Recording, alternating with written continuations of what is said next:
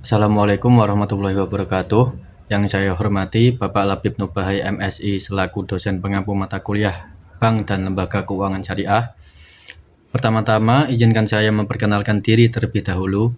Nama saya Satrio Laksono Bagus Kusumo dengan nomor induk mahasiswa 101. Pada kesempatan kali ini, saya akan menyampaikan jawaban saya terkait tugas UTS yang diberikan oleh beliau, yaitu Bapak Labib Nubahay MSI, dalam bentuk video. Memasuki pertanyaan yang pertama,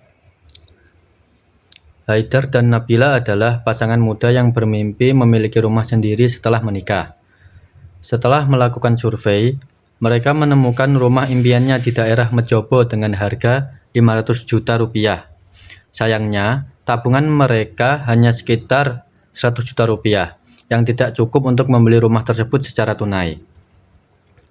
Akhirnya mereka datang ke PSI guna mendapatkan pembiayaan.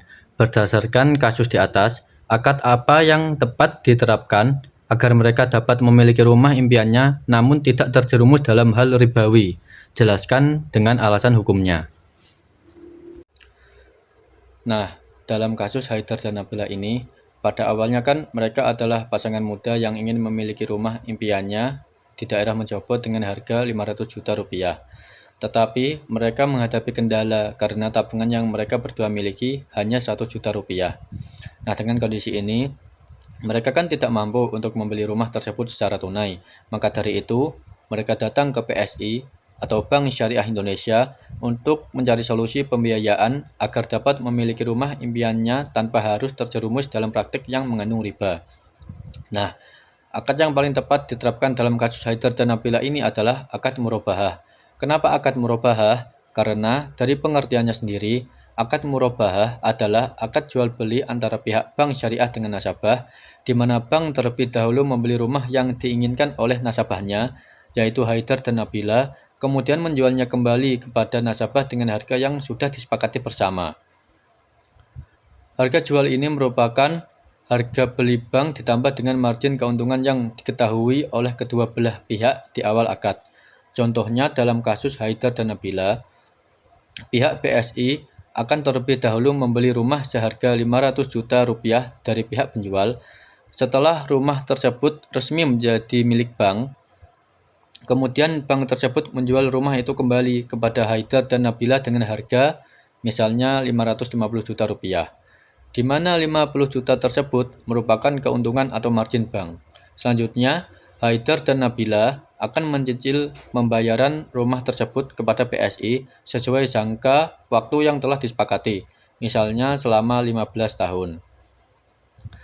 Dengan menggunakan akad murabahah ini, Haidar dan Nabila tetap bisa memiliki rumah impiannya. Namun, transaksi yang dilakukan tidak mengandung unsur riba. Hal ini karena keuntungan yang diambil oleh bank bukan berasal dari bunga atas pinjaman uang, melainkan dari hasil jual beli barang yang nyata, yaitu rumah tersebut. Dari segi hukum Islam, akad murabahah termasuk dalam akad jual beli yang sah dan halal, karena memenuhi rukun dan syarat jual beli.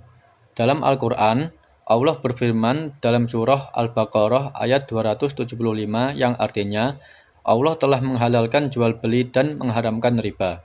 Ayat ini menjadi dasar hukum bahwa transaksi jual beli seperti murabahah diperbolehkan, selama dilakukan dengan jujur, transparan, dan tanpa unsur penipuan.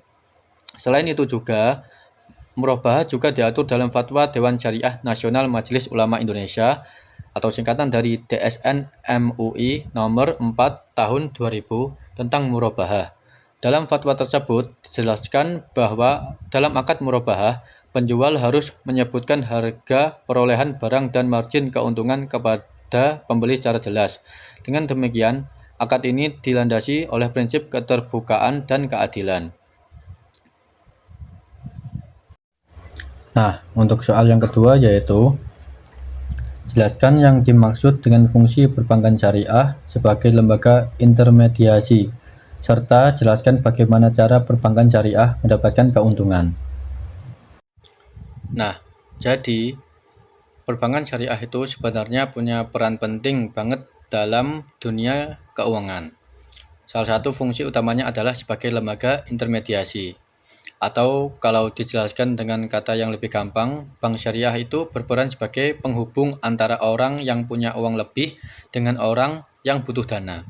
Contohnya begini, eh, ada orang yang punya tabungan tapi belum mau dipakai. Lalu di sisi lain ada orang atau pengusaha yang butuh dana buat modal usaha, misalnya beli rumah atau kebutuhan lainnya. Nah, di sini bank syariah jadi perantara yang menyalurkan dana dari orang yang punya uang ke orang yang membutuhkan. Bedanya dengan bank konvensional, bank perbankan syariah tidak pakai sistem bunga karena dalam Islam bunga termasuk riba dan riba itu dilarang. Jadi, bank syariah menjalankan aktivitasnya dengan prinsip keadilan, transparansi, dan kerjasama.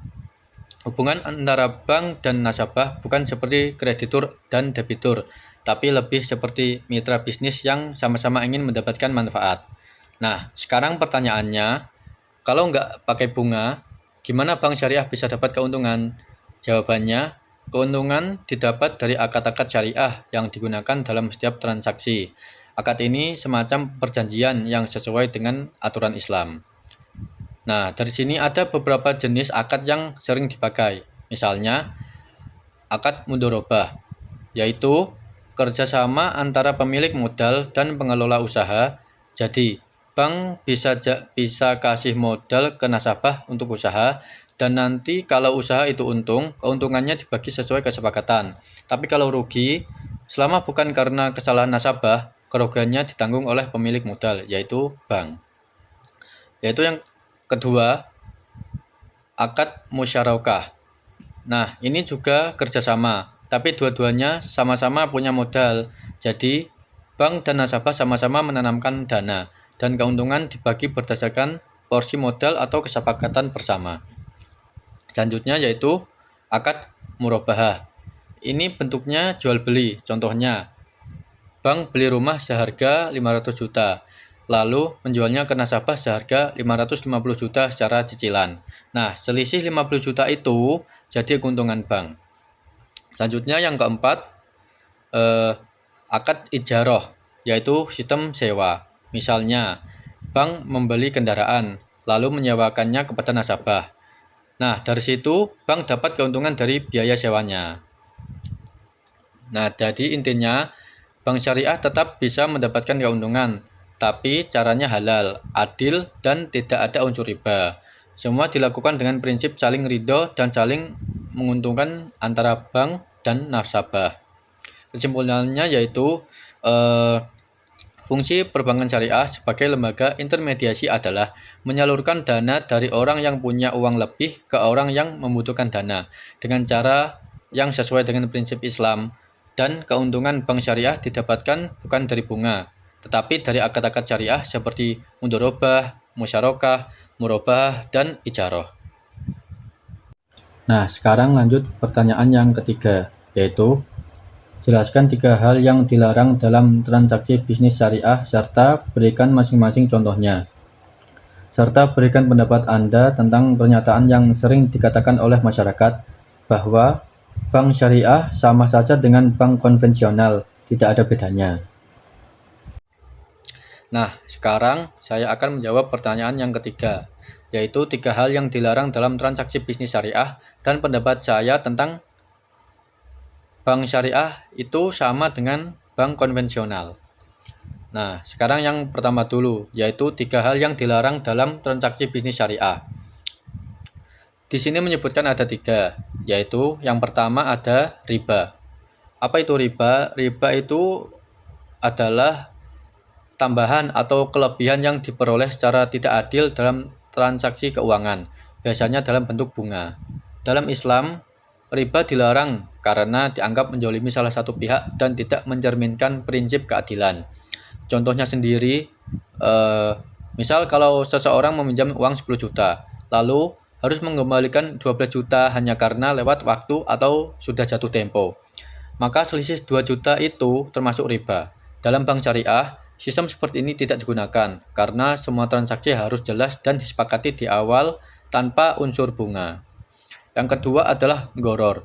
Goror artinya ketidakjelasan atau ketidakpastian. dalam suatu transaksi. Dalam Islam, setiap transaksi harus jelas, baik dari segi harga, barang, waktu, maupun akadnya. Contohnya yaitu seseorang membeli ikan yang masih ada di laut tanpa tahu berapa jumlah atau kualitas ikannya. Ini termasuk gharar karena transaksi mengandung ketidakpastian dan bisa menimbulkan kerugian. Bank syariah menghindari hal ini dengan memastikan semua akad dan perjanjian dibuat dengan jelas dan transparan. Selanjutnya yang ketiga yaitu maisir. Maisir itu perjudian atau spekulasi. Maisir dilarang karena mengandung unsur untung-untungan, di mana satu pihak bisa mendapat keuntungan besar sementara pihak lain bisa rugi tanpa dasar yang adil. Contohnya bisa kita lihat pada kegiatan seperti taruhan, judi online, atau spekulasi saham tanpa analisis yang jelas, hanya mengandalkan keberuntungan. Dalam bisnis syariah, keuntungan harus diperoleh melalui usaha yang nyata dan resiko yang wajar, bukan dari keberuntungan atau permainan spekulatif. Nah, sekarang memasuki bagian yang kedua, yaitu pendapat saya tentang pernyataan bahwa bank syariah sama saja dengan bank konvensional. Menurut saya, pendapat itu kurang tepat, karena mungkin banyak orang yang menganggap sama karena sama-sama ada cicilan, atau margin, atau keuntungan. Tapi sebenarnya dasar dan sistemnya itu sangat berbeda. Kalau bank konvensional memperoleh keuntungan dari bunga pinjaman, sedangkan bank syariah memperoleh keuntungan dari akad-akad syariah, seperti murabahah, mudorobah, atau ijarah. Selain itu juga, bank syariah diawasi oleh Dewan Pengawas Syariah yang memastikan setiap transaksi sesuai dengan prinsip Islam, bebas dari riba, gharar, dan maisir. Jadi, walaupun secara tampilan luar mungkin terlihat mirip, misalnya sama-sama ada cicilan atau pembayaran bulanan, tapi cara perhitungannya, niatnya, dan prinsip yang digunakan sangat berbeda. Kalau bank konvensional berorientasi pada bunga dan keuntungan tetap, maka bank syariah berorientasi pada keadilan, kemitraan, dan keberkahan dalam transaksi.